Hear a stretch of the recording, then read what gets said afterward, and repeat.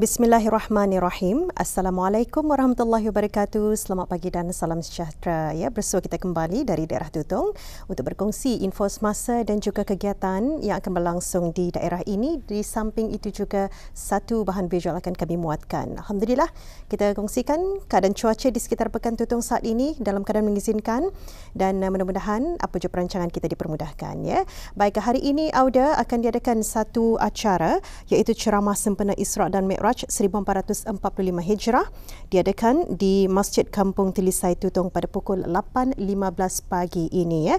Jadi ini adalah antara aktiviti keagamaan yang diadakan di Masjid Kampung Telisai. Jadi diharapkan juga dilalukan kepada penduduk Kampung Telisai untuk sama-sama hadir ya, memeriahkan dan juga mendengar ceramah sempena Isra' Mi'raj yang berlangsung pada pagi ini. Baik, satu maklumat nanti akan kita kongsikan dan sebelum itu kita beralih dulu menyaksikan bahan visual untuk kami kongsikan kepada Auda edisi hari ini.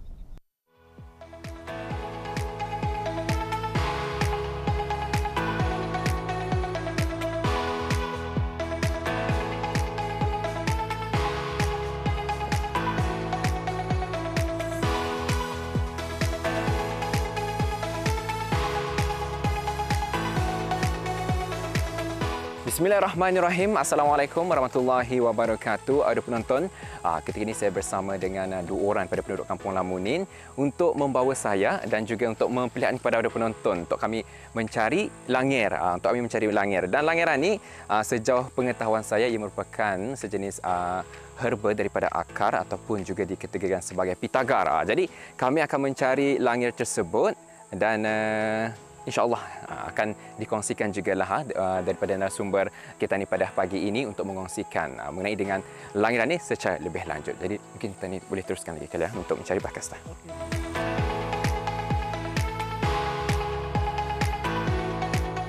Langir merupakan tumbuhan hutan yang tumbuh liar secara semula jadi di hutan tropika yang botaninya dikenali sebagai Cichiridaca in appendiculata dan mempunyai daun yang panjang meruncing berwarna hijau.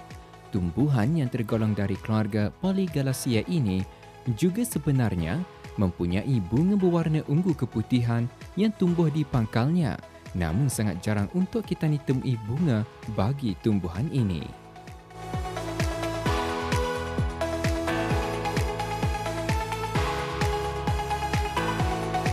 Baik, ada penonton, alhamdulillah sudah kami jumpa ni langirannya dan ia memang berada di bawah kerana ia merupakan sejenis herba akar. Jadi mungkin kita ni boleh lihat secara lebih dekat. Bismillahirrahmanirrahim. Jadi memang ada di bawah ni.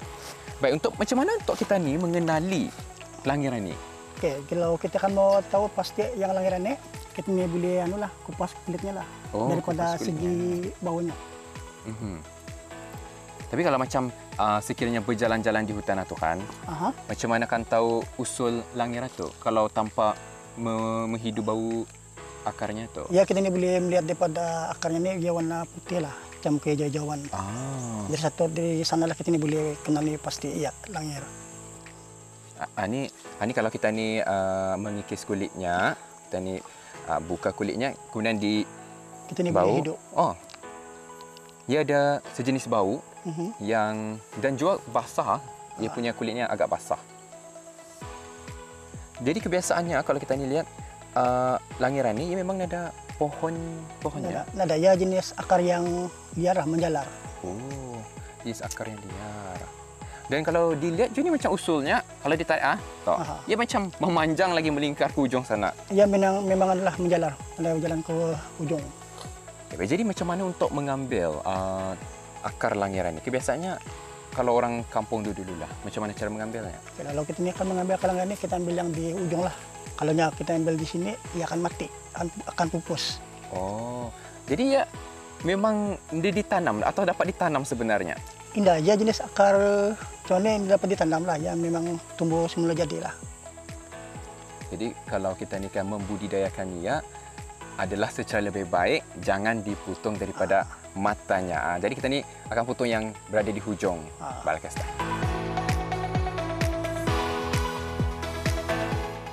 Kayu langir merupakan sejenis akar kayu yang berbau harum dan sesetengah masyarakat mengatakan rupa dan saiz akar kayunya itu hampir sama dengan kayu manis. Pokok langir yang tumbuh di tanah jati yakni asal di permukaan bumi itu banyak tumbuh menyebar di negara-negara Asia Tenggara dan menjadi amalan penduduk kampung menggunakan ia dalam perubatan tradisional. Baik, kalau kita ni melihat ni, akar langiran ni, ia dapat tumbuh panjang ni. Agak-agak sampai berapa meter? Lebihlah daripada 50 meter. Jadi memang kalau ia tumbuh tu, nada penghujungnya kah? Ataupun bagaimana? Tidak ada. Ya selagi ada yang daun muda, selagi itu yang menjala. Gitu. Baik, kalau kita ni melihatnya, ini akar langir dan ini bukan ya? Atau bukan tu? Jadi dapat dilihat, dapat kita ni bezakan yang akar langir ini lebih cerah, kulitnya lebih cerah. Kalau kita ni lihat secara lebih dekat, nampak macam hijau. Jika dibandingkan yang ini kiranya akar apa ni? Dia diketahui. Anda diketahui lah itu. Tapi yang pasti dapat kita ni dapat lihat secara lebih jelas bagaimana untuk mengenal pasti akar kayu langir itu. Jadi kita ni akan ambil yang ini ni, yang bersimpul usulnya ni. Okey, mungkin kita boleh ambil sudah.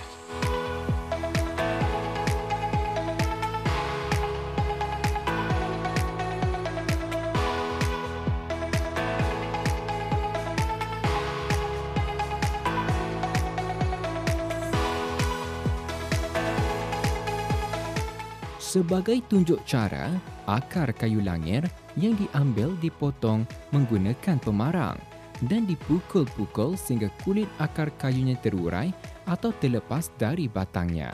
Alaminya, kulit kayunya mudah terlepas dan mempunyai cecair yang mengeluarkan bau yang harum. Diambil kulit kayunya dan direndam ke dalam air.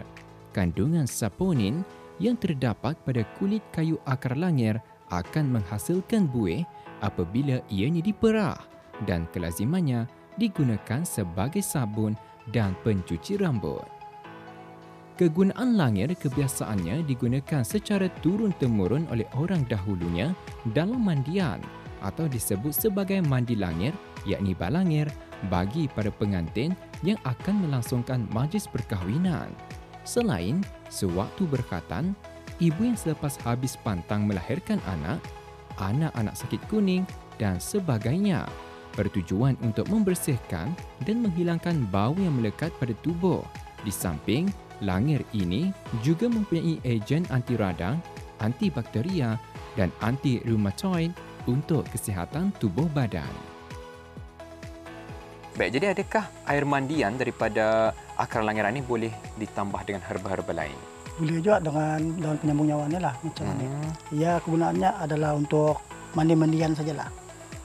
Dimasukkan tempat arah langir itu ni. Jadi apakah fungsi herba-herba lain itu?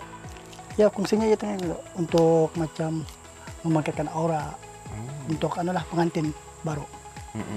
Jadi macam secara ringkasnya boleh dikatakan ia untuk menambah lagi khasiat kepada air langir, kerana kita ni pun tahu herba-herba lain juga mempunyai pelbagai jenis khasiat. Dan saya tu juga sejauh pengetahuan saya yang pernah saya kena kongsikan, yang mana air langiran ni ia boleh digunakan juga sebagai penghalau serangga.